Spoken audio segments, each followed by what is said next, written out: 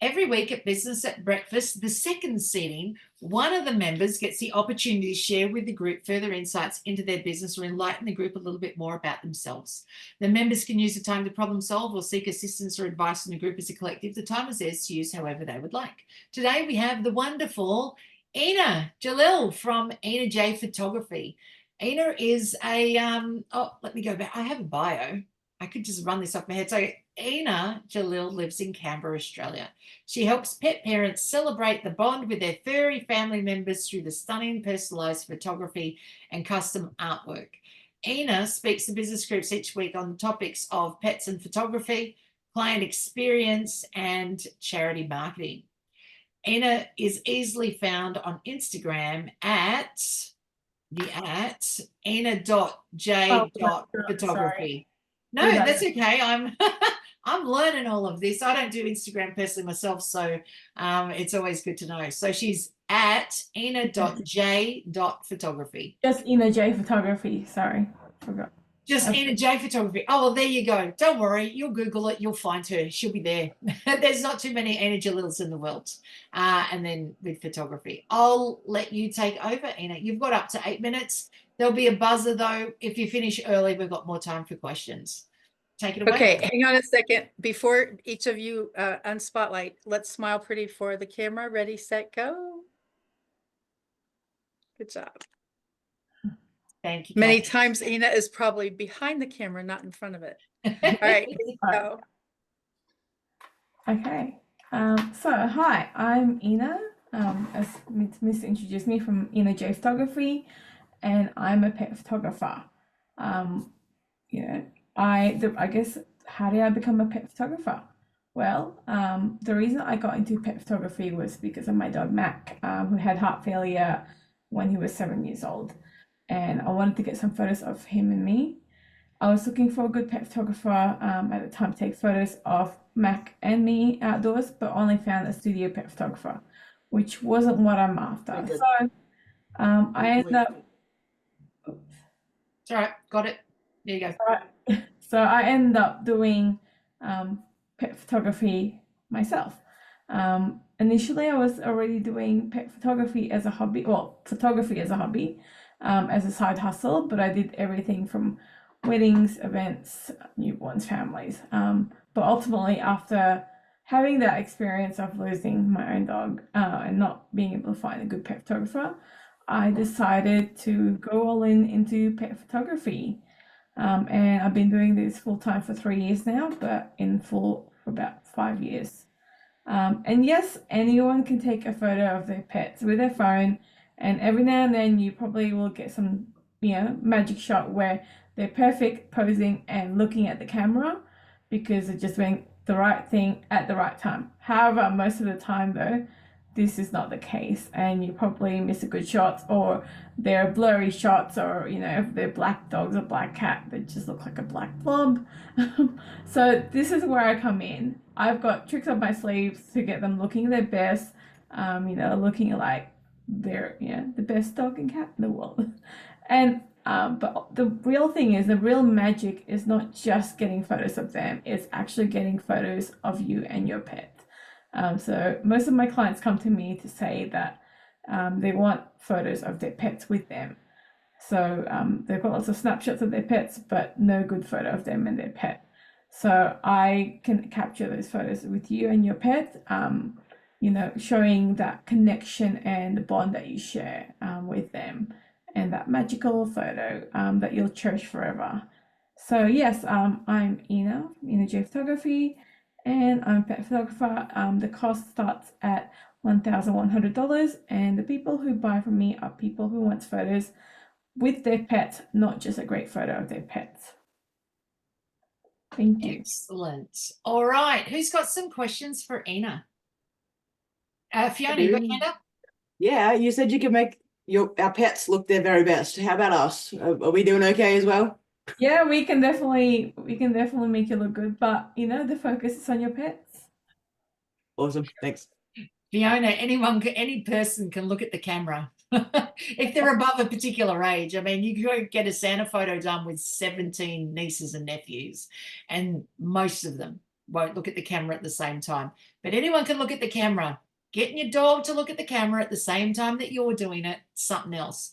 I have a magic shot of Terry where one day he was at the window. I'd clearly finished some meetings. He decided he'd been outside long enough, and then he got up and was like staring at me through the window, and I thought he was very not amused. And I took this great picture of it. But get him in a Christmas photo, even when we've set it up to be on a timer, and get him and Roxy to be looking at the camera. Yeah, it's like impossible. But Ina seems that she has these great pictures where she has one fantastic one of a woman, I think I put it on Facebook, where a woman is there and she's got her two dogs sitting about this far away from her on each side, and she's holding their paws and they're all looking at the camera. And I thought, that's impressive, because they're so far away from her and they're all looking in the one spot. So there is some tricks to that. Joe, I noticed you got your hand up. Yes, Ina, thank you for that. It's lovely. I'm lovely to talk. The $1,000, what does that entail? So that covers you for the session. You have a consultation in person at my studio.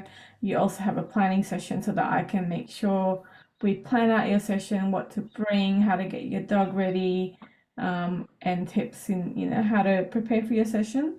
And then you come back to the studio after to get some to choose the photos. So it includes 3 prints. Right. Thank you for that. Thank you. Gerald, you got your hand up? Yes.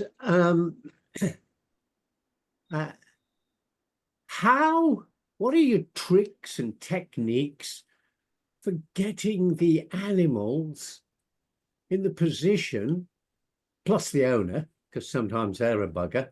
How do you get them all looking at the camera or posing at the same time?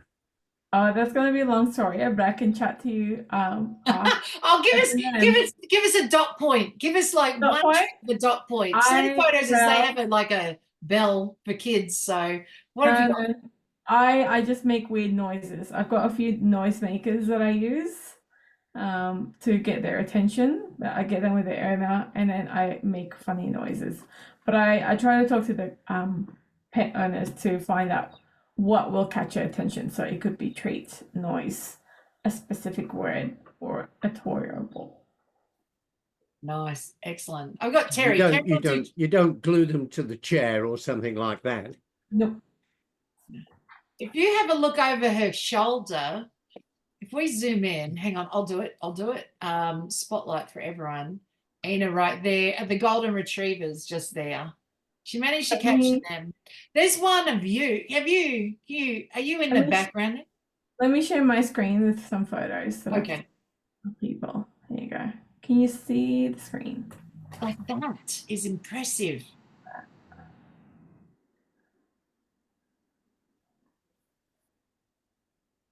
That was hard with, 5 people.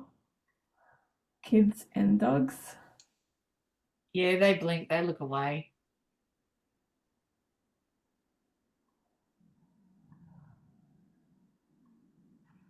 There you go.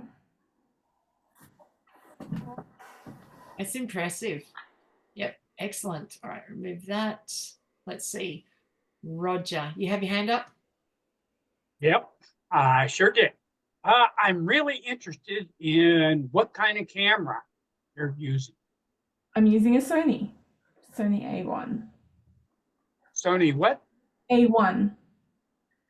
All right, thank you so much. Really appreciate that. Is that like a traditional heavy camera? It's a mirrorless camera. It's the Sony flagship camera, although they've released a new one, the new version A1 Mark II, which is about $11,000 just for the body without any. Wow. There you go. Something to aspire to, hey? All right, Fiona, your turn. You mentioned dogs predominantly, a couple of cats. Have you had anyone ask about getting photos taken with some less traditional pets? Have we had any scaly critters? Yes, I have. Or feathered critters? Yes, I've macaw, a bearded dragon, bunny. There you go. Excellent. Roger, your hand is still up, or is it you've got a new question? No, Do I have to take my hand down? No, it's so good. I can do that. I'm just checking in. Thank you. I got Appreciate it. I was puzzled about that myself. Excellent. I got you covered. All right. I'll take one more question for Ina before we finish. Ina, you live in Canberra and you did say that you do, well, obviously do the ones in Canberra. Will you travel for work? Like we had a girl in the early one who lives in Alaska. If she said, I've got a dog in Alaska and basically or some polar bears, will you head on over and test it out? Yes, for sure. I can travel. Excellent. I hear they're vicious, but there's some bells and whistles. Excellent. Thank you so much, Ina, for being our speaker today. And thank you, audience, for participating. Thank you. Just quick show of hands. Who was a bit inspired by the pictures that Ina put up, by the fact that she could get the pets and the people to be looking at the same time. That was very impressive of the two kids with the dogs. A family of 5. That is impressive. Yeah, lovely photos. Well done, Ina. Thanks, Missy. I think the most difficult one I had, well, the most challenging one was a family with 2 Labradors, a 3-month-old baby, a 1-year-old kid, and a 7-year-old kid. Oh yeah. Yeah. I've never actually seen the Santa photos done with pets, but they always have, like a pet session. I've never seen it happen, but I would, yeah. For me, if I was to take the dogs and the boys, I'd be like, take 6 of them now, and whatever we've got, that's it. Like, I understand you'll take a good picture regardless of where they're looking. That's issues photo. We're done now.